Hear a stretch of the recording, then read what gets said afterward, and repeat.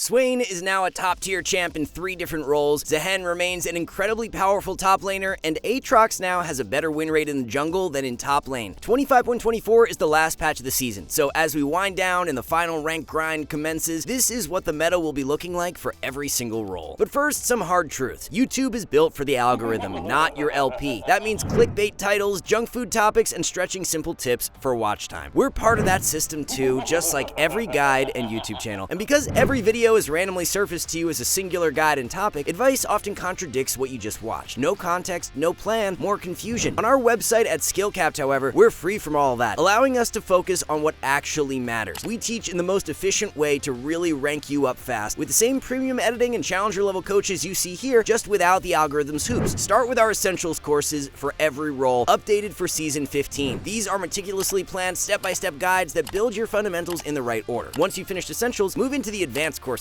Deep dive wave control, advanced mechanics, proven bronze to diamond climb paths, and literal world record jungle clears for each jungler, all structured so lessons stack instead of contradict. While you follow these learning paths, we also release our popular challenger walkthroughs, new sessions every week showing how to abuse the best meta champs for your elo, supported with an AMA section below each video, which we always respond to. We back it with a climb 5 divisions improvement guarantee while you're actively using SkillCapped, plus a 30-day refund change of mind policy on top of that, so there's literally no risk. Stop trying to mix and match random guides and start following a structured path far away from all the noise. Click the limited time discount link below to join SkillCapped today. So with Zehen now being on live servers for a whole patch now, we have a pretty good idea as to how you should be optimizing him, so let's talk a bit about that right now. One thing we think is really underrated and should be used more often is an E start at level 1. 88% of Zehen players go Q at level 1, but the 9% who take E are actually winning more. Where E start makes the most sense is when you're against a top laner who outranges you at level 1, or a champ who you just don't want to take a level 1 trade against. So for example, Jax, Rumble, and Urgot are 3 melee champs who are hard for you to outtrade at level 1 if you start your Q, so by going E, it's a little more consistent. Into melee specific champs like Camille, Fiora, or Irelia, then going for Q is still a good idea. This is something where playing Zehen a ton and getting used to his level 1 matchups is important because there's definitely min-maxing that can be done by either starting Q or E. In regards to Zehen's rune page, we're actually seeing more players gravitate toward Grasp for 25.24, and it's winning at a really high rate. Conqueror is still going to be the cookie cutter keystone that you can't go wrong with, but in more volatile melee matchups where having some additional early game trading power will help you survive better, going for Grasp is worth it. So for example, Irelia, Fiora, Yone, Yasuo, and Tryndamere are a few matchups where you'd get great value out of Grasp. For Zehen's matchups, there are a few champions that he is struggling against as he's not this godlike unbeatable champ. Teemo is one matchup that Zehen players are really having a hard time against, only winning 43% of the time, and it makes sense because if Teemo just plays around his Q cooldown, then stacking passive and just trading in general becomes really difficult for Zehen. Malphite is another more difficult matchup as his tankiness and attack speed slow do a good job at nullifying Zehen's snowball power. Nothing new has really picked up any significant traction for the build on Zehen as Trinity and Sundered Sky remain his best rush options. There's the Black Cleaver with Overlord's Bloodmail build we mentioned in our OP builds video for this patch, and it is pretty underrated if you're playing into a more durable enemy comp. So all in all though, Zehen is still in a great spot and one of the best top laners you can play for 25.24, so he will continue to be placed in the OP tier. So 25.24 was one of the smaller patches we had seen this season, and as a result, the top lane meta hasn't changed in a significant way. Malphite and Zehen will be our 2 best top lane champs that you can play to climb for end of season. We did see Nasus buffed for this patch, but as expected, the changes didn't lead to any significant power boost, so Nasus remains in the A tier. And then, during the pre-patch tier list, we theorized that top lane Sejuani and Victor could become viable as a result of their buffs, but it's not played out that way so far. Sej is not performing very well in her limited play, and then Victor doesn't even have a play rate high enough to where we'd be able to accurately get a read on his strength, so both champs are being left off the tier list for top lane. So now that the off-meta junglers who were buffed last patch have been out for an entire patch, it's pretty clear as to which are viable and which are not. The 3 off-meta junglers who are in great spots now that are well worth an add to your champion pool for end of season are Aatrox, Jace, and Malphite. Malphite is absolutely dominating in the jungle in the lower elos, while he doesn't find as much success in the higher ranks. With Aatrox, you'd kind of expect the opposite, to where he thrives more in high elo and is a weaker pick for the lower ranks, but it's not actually the case, as Aatrox jungle is winning just as much in low elo as he is in high elo. And then for Jace, he's definitely better suited for the higher tiers of play because of the fact that he's more snowball reliant. With Jace, we covered his optimal setup in the OP builds video we uploaded for this patch, but if you didn't see that, then just make sure you're taking first strike for your keystone rune instead of Conqueror. So if you want to pick up any of these new junglers, here's how we'd optimize things. If you're gold or below, then we would definitely side with Malphite if you want to climb the fastest. And if you're plat or above, then Aatrox or Jace value is going to be higher. And in order to find the most amount of of success on any of these 3 junglers, then knowing how to optimize your clear is really important. And we've got you guys covered with the best clear for all 3 champs added to our jungle clear course that's up on our website. This course features the best full clear for a vast majority of the meta junglers, so it's a great resource to level up your jungle skills for end of season. In regards to the tier list placement for Jace, Aatrox, and Malphite, they will all be sliding into the A tier as good jungle pickups. One more off-meta jungle pick worth mentioning who is still definitely better as a top laner is Zehen. Zehen jungle isn't a bad pick by any means, but he is better suited in the top lane. The first clear for Zehen jungle is a bit slow compared to many of the meta junglers, so that is what's holding him back more in the jungle. If you are someone who is really skilled at the champ though, and have been spamming him a bunch, then he's worth considering as we're adding Zehen to the jungle B tier. And then for the jungle OP tier in 25.24, we're going to move Sylas up, joining Diana and Jax. Sylas is just absolutely dominating the jungle meta in all metrics right now, as his play rate is the highest for any jungle pick, while his win rate is pretty elevated too. With heavy Zehen presence and Malphite presence being really high right now too, it's just given Sylas a good amount of indirect power because he loves stealing both of those ultimates. And then, even though we did see changes to Mundo, Kayn, Kha'Zix, Master Yi, Zed, and Sejuani, none of the changes have swayed their power levels much at all. We noted in pre-patch that the Sejuani buffs could end up being enough to warrant a push into B tier, and that has been the case, so we're giving her the bump out of C. So for mid lane in 25.24, there were only 3 champions who received changes, being Mel, Victor, and Swain. The Mel nerfs have turned out to be some of the most impactful of the entire patch, as her win rate has fallen by around 3%. That's a really heavy hit to Mel, and as a result, she's being moved further down the tier list for mid-patch, being placed in C tier. Swain, on the other hand, was a huge winner this patch, as he has now been buffed 2 patches in a row and is a really competitive mid lane pickup. Swain now holds the highest win rate for any mid lane champion, and his play rate has seen a small spike for this patch, going from 1 to 2%. We still think players are absolutely sleeping on the champ though, and his play rate should be way higher than just 2%. Even if you just use Swain as a counter pick into more melee heavy comps, then you're going to get great use out of him. Into super heavy range is where he will struggle more, but you honestly don't run into that very often in solo queue. So for Swain's tier list placement, we're going to give him a push up into OP for mid patch. And then as for Victor, he has gained enough power from his buff to warrant a move into the mid lane A tier. It's definitely still E max that you'll want to run on Victor, as maxing Q doesn't seem to be viable at all with the buffs, but the Q buff does give Victor a slightly stronger mid game now. For bot lane in 25.24, the general outlook on the meta isn't changing at all, because there weren't any ADCs who were buffed or nerfed for this patch, but we're making one adjustment to the tier list. We normally don't do this, but we're moving a mage into the OP tier. Mages bot lane have been insanely powerful for a while, hence why we always have so many of them in the S tier, but one who is just beyond broken now for solo queue is Swain. Swain bot is now winning upwards of 55% as a bot lane carry, and that is just absolutely ridiculous. The buffs Swain got over the past 2 patches actually help him out a ton for bot lane, because more damage on E and more healing on passive just amplifies his laning power and ability to win out against traditional ADCs. One of the main reasons to why Swain and many other mages work so well bot lane is because traditional ADCs just can't contest them very well in lane, and with Swain getting even better in lane, he's on another level right now. If you really want some free elo and have a duo that you can play with, then try out the Swain Pantheon combo. Pantheon point and click W guarantees that Swain E lands, and it's an incredible all-in combo that takes no skill to use. And if you're someone who just despises playing mages bot lane, then no worries, because Miss Fortune is in an amazing spot for ADC right now, and up in the OP tier along with Swain. There's a ton of good S tier ADCs to choose from right now, as Riot did a pretty good job of leveling out the playing field with the changes they made last patch. So for support in 25.24, we saw a few champions change for this patch, and here's how things have shaped out. Braum buffs have played out like we expected, as he's gained around 1% win rate, so Braum will continue to be rated in the support S tier. Mel nerfs have had a similar effect for support as they did for mid lane, with Mel dropping a few percent in win rate, and she's now hovering around an abysmal 43% for solo queue. The craziest thing is that Mel's play rate as a support is still 3%, so there's definitely a pretty big disconnect with players' perception of Mel compared to how powerful she actually is. There's just no world where you can argue that a 43% win rate champion is strong, even if they're more skilled or have a higher skill ceiling, and it's not even like Mel is a super high skill ceiling anyways. Swain is finally back in a pretty decent spot for solo queue as a support for the first time all season. It only took for the very final patch of the year for Swain support to make his way out of the C tier, but he's finally moved up for 25.24. You're definitely way better off playing Swain in either top, mid, or bot, but if you're someone who queues support secondary and likes to play Swain in any of those other roles, then pulling him out when you get that secondary role isn't a bad idea at all. Alright guys, one last thing, our rank up guarantee is insane. It's like signing up for the gym and getting a refund if you don't get ripped. That's how confident we are in SkillCapped. We obsess over making the best guides with top players, rigorous testing, and top tier video editing to make your climb easy. If you're ready to level up, visit skillcapped.com and see the difference. So there you have it everyone, that is what the meta will be looking like for every single role as we reach the home stretch of Season 15. Thank you all so much for watching, and we'll see you in the next one.